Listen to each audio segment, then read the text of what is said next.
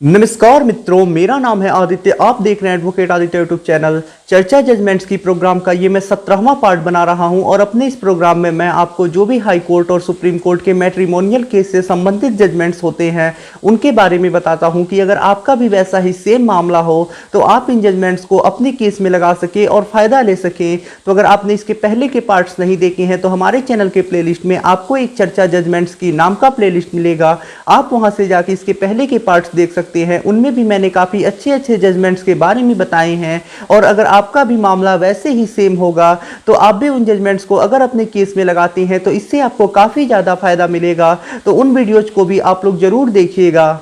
आज के जिस जजमेंट के बारे में मैं आपको बताने वाला हूं वो डिवोर्स यानी विवाह विच्छेद से संबंधित है, जिसे इलाहाबाद हाई कोर्ट के द्वारा 13 अप्रैल 2021 को दिया गया था। ये जजमेंट मनोज मित्तल वर्सेस रजनी मित्तल के केस में दिया गया है।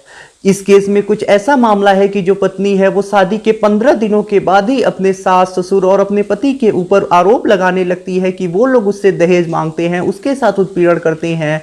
और इसके बाद इन सब आधारों पे जो पत्नी होती है वो अपने पति और सास ससुर के ऊपर भारतीय दंड संहिता की धारा 498A, 323, 504, 506 व डीपी एक्ट की धारा 3 व 4 में केस दर्ज करा देती है। उसके बाद ये केस चलता है जिसमें पति और उसके माता पिता को भारतीय दंड संहिता की धारा 498A में दोष सिद्ध हो जाता है और उन्हें 2 साल का कठोर कारावास और साथ ही साथ प्रत्येक को 20,000 रुपये जुर्माना लगता है और साथ ही साथ डीपी एक्ट में 6 माह का साधारण कारावास व 1,000 रुपये प्रत्येक के ऊपर जुर्माना लगता है।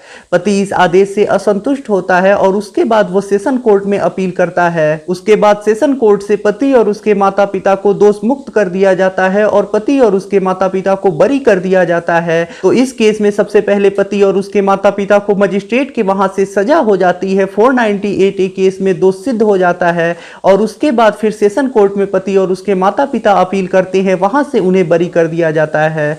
पति ने भी डिवोर्स का एप्लीकेशन फैमिली कोर्ट में लगाया होता है, लेकिन फैमिली कोर्ट पति के एप्लीकेशन को रिजेक्ट कर देता है और डिवोर्स देने से मना कर देता है। उसके बाद जो पति होता है वो हाई कोर्ट में अपील करता है और हाई कोर्ट ये कहता है कि जो पत्नी ने पति के ऊपर झूठे आरोप लगाए थे जिनसे पति बरी हो गया है, कई आदेशों में सुप्रीम कोर्ट ने भी माना है और कई हाई कोर्ट्स ने भी माने हैं कि ये पति के ऊपर एक प्रकार की क्रूरता होगी। यानी यदि कोई पत्नी है वो अपने पति और उनके घर वालों के ऊपर झूठे आरोप लगाती है, झूठे केस दर्ज कराती है और पति उन केसों से बरी हो जाता है तो पति के ऊपर ये चीज क्रूरता मानी जाएगी और ये भी एक डिवोर्स का आधार बनेगा और पति चाहे तो इसके आधार पे भी डिवोर्स ले सकता है।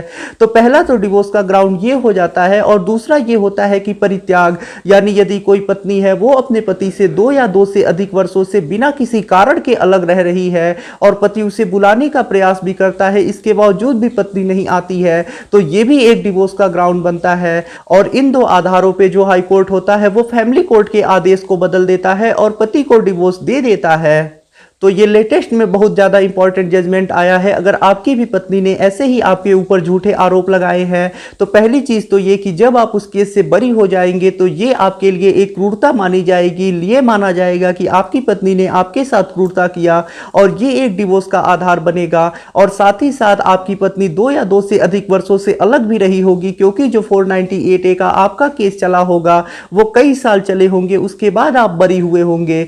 तो ये झूठे केस चलने के दौरान अगर आपकी पत्नी 2 या 2 से अधिक साल तक आपसे अलग रह रही है तो ये भी एक परित्याग माना जाएगा, डिजर्सन माना जाएगा और ये भी एक डिवोर्स का आधार होता है। और यदि आप डिजर्सन के आधार पे डिवोर्स लेते हैं तो ऐसे में आप मेंटेनेंस देने से भी बच सकते हैं। तो ये चीज तो शायद आप पहले से भी जानते हो कि अगर आपकी पत्नी ने झूठा केस किया है और आप उसमें से बरी हो जाती है तो ये चीज एक क्रूरता मानी जाएगी। लेकिन ये चीज नहीं आई है कि अगर आपकी पत्नी ने झूठा केस किया है और 2 साल तक 3 साल तक ऐसे केस चलता है और आपकी पत्नी अलग भी रह रही है तो ये भी चीज एक डिजर्सन माना जाएगा, परित्याग माना जाएगा और यहाँ भी परित्याग एक डिवोर्स का आधार बन जाएगा। आप 2 आधारों पे डिवोर्स ले सकते हैं और ऐसे में आपको मेंटेनेंस भी नहीं देना पड़ेगा। यहाँ इस मामले में हाई कोर्ट ने मेंटेनेंस को लेके कोई बात नहीं कही है। हाई कोर्ट ने ये कहा है कि पत्नी चाहे तो अलग से मेंटेनेंस का केस करके मेंटेनेंस ले सकती है, लेकिन अगर मान लीजिए पत्नी मेंटेनेंस केस करती भी है और पति को परित्याग के आधार पर डिवोर्स की डिग्री मिल गई है तो ऐसे में पति मेंटेनेंस देने से भी बच जाएगा, यही अपनी डिग्री लगा देगा और यही कहेगा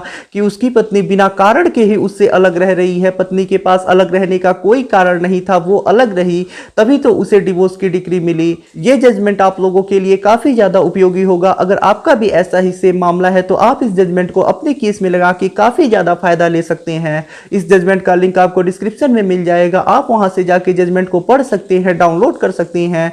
और यदि आपका भी ऐसा ही सेम मामला है तो आप भी अपने मामले में इस जजमेंट को यूज भी कर सकते हैं।